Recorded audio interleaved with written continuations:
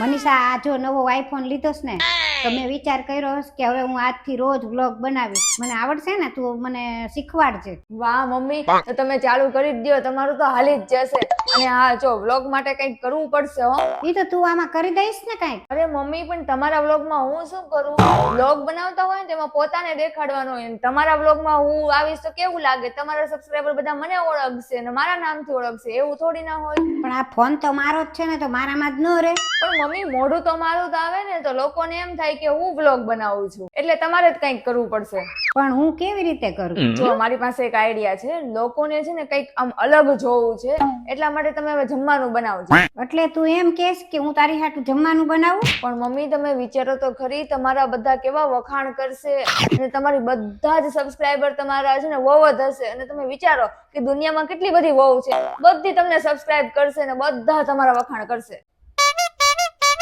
અરે મમ્મી આમ ચારે બાજુ તમારા વખાણ આમ એવા કરશે ને કે આમ એક સાસુ છે એ વહુ માટે ખાવાનું બનાવશે, આમ બધા આમ આંખ ખોલીને જોતા રહી જશે અને તમારા 1 મિલિયન તો સબસ્ક્રાઇબર આમ ચપટી વગાડતા થઈ જશે. પણ એમાં સૌથી પહેલા તમારે મને સંભળાવવાનું બંધ કરવું પડશે. હા હા હો.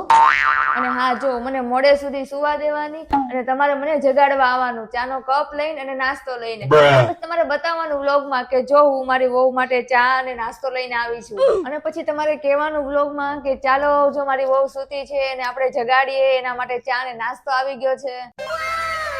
અને પછી તમારે કહેવાનું કે જો મારી વહુ જાગી ગઈ છે અને હવે હું જાઉં છું જમવાનું બનાવવા, તો જ તમારું કન્ટેન્ટ ક્રિએટ થશે ને પછી જો વ્લોગ હાલે. હે પછી રસોઈ બની જાય પછી તમારે લેવાનું સાવણી અને પોતું, અને પછી આવી રીતના મોબાઈલ રાખવાનો અને કહેવાનું કે ઘરનું બધું જ કામ હું જાતે કરું છું અને મારી વહુને હું છોકરીની જેમ રાખવા માંગુ છું. પછી જો તમારા સબસ્ક્રાઇબર કેવા ખુશ થઈ જાય છે અને લાઈક અને કમેન્ટ નો ઢગલો થઈ જશે, તમે જોજો. એક વર્ષમાં 1 મિલિયન શું 10 મિલિયન થઈ જશે અને ડાયમંડ પ્લે બટન તો તમારા હાથમાં હશે. કેવો લાગ્યો મારો આઈડિયા? હા, આઈડિયા તો તારો સારો છે, પણ બધું કામ મારે જ કરવાનું, તો તારે કાંઈ નહીં કરવાનું? હું નહીં કરું બધું કામ? તો પછી તમારું બધા જેવું નોર્મલ જ થઈ ગયું ને, વહુ જ કામ કરતી હોય તમારા વિડીયો શું કામ ને જોવે? હવે તમે જ વિચારો કે તમારે 10 મિલિયન સબસ્ક્રાઇબર જોઈએ છે કે મારા હાથે કામ કરાવવું છે? નહીં હો, કચરા પોતા તો હું કરી શકતા નહીં. કચરા પોતા તો તારે જ કરવાના. હા, રસોઈ હું બનાવીશ અને ઈ રસોઈનો જ હું બ્લોગ બનાવીશ. જેવી તમારી મરજી. જા પેલા તું મારી હાટુ ચા મસ્ત બનાવીને લાવ, એકદમ મસ્ત, અને એનો હું બ્લોગ બનાવીશ.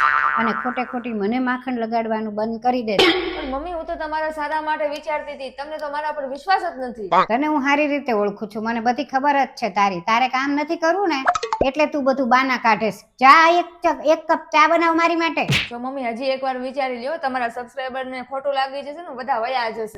કાંઈ કોઈને ખોટું નહીં લાગે. જા તું ચા બનાવ. ચા બનાવીને આવીશ ને એટલે બધા જોશે ને તો બધા વખાણ કરશે કેવી હારી વહુ છે. પણ મમ્મી ચા બનાવતા નથી આવડતું, ગરમ પાણી આપી દે.